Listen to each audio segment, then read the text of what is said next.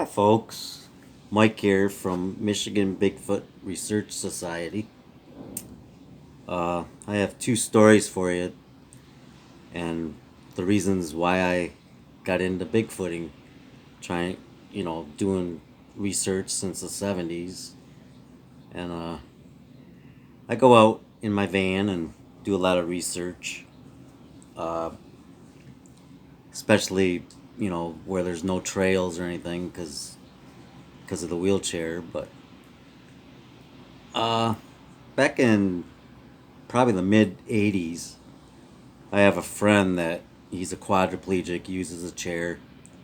He has a van with a lift in it, and we went up to Wolverine, Michigan, up at his dad's cabin, and stayed there for about a week. And he wanted to ride around because he was kind of into Bigfoot too. And so we went out. It was probably 12 o'clock at night, and we were driving around all the wooded areas, and uh, he was gonna play a trick on me. I didn't know it.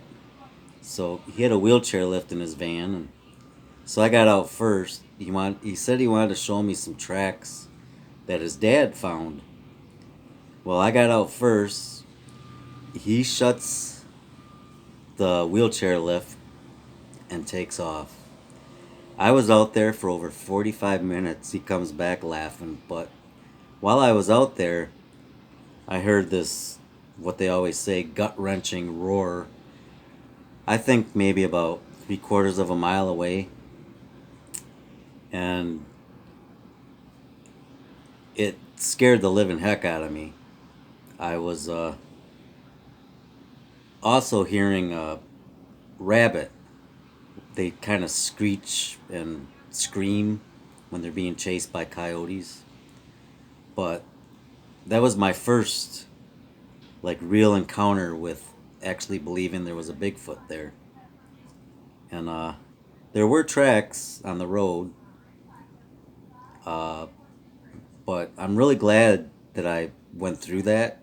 Yeah, I was scared at the time, but uh, I'm glad I had that experience. And the second incident I had, probably about 7:30 in the morning, I was going to an early doctor's appointment, probably 7 miles from my apartment in the thumb of Michigan. And I saw these cars pulled over. It was kind of raining, uh, real lightly, and you know, cloudy. But I pulled over because I figured, yeah, there's some deer out there in the field, and I wanted to see them. And I looked over, and at the edge of the field, there was a Bigfoot-like creature or animal walking back into the woods. And this one lady was looking at me, pointing, going, you know, I go, yeah, I see it. But it did not look like one of them ghillie hunting suits.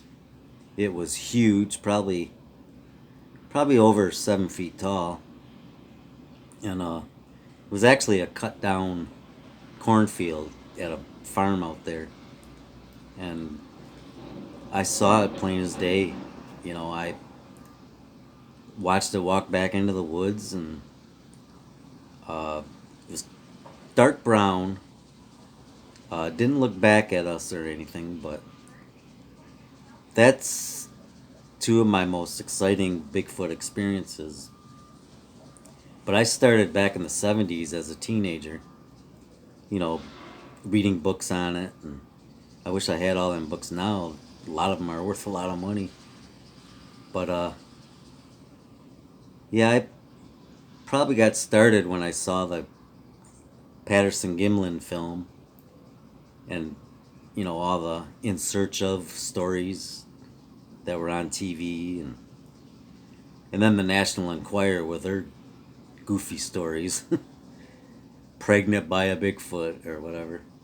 But I was a kid, and no, I didn't believe all that. But I also started reading articles and uh, going to the libraries and reading books, and I was always out in the woods. We had a huge woods behind our house growing up. Had a little creek back behind our house, and my aunt and uncle lived next door, and they owned the property behind us, so I was always able to go out there. And I found tree structures and bent over, uh, you know, smaller branches and trees. But back then, I always thought it was, the wind or the rain,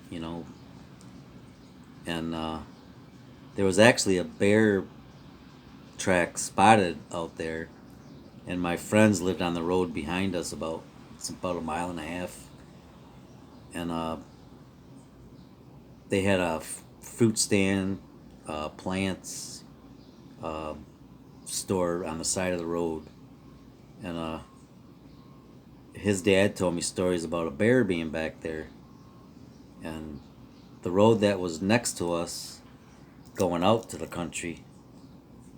Uh, my aunt and uncle were taking a walk in the morning, and they had just poured new road there, and there were bear tracks in it. And I'm in the southeast part of St. Clair County, in the thumb of Michigan, and they had a tracker go out there, uh, and he confirmed, yeah, there's a bear back here.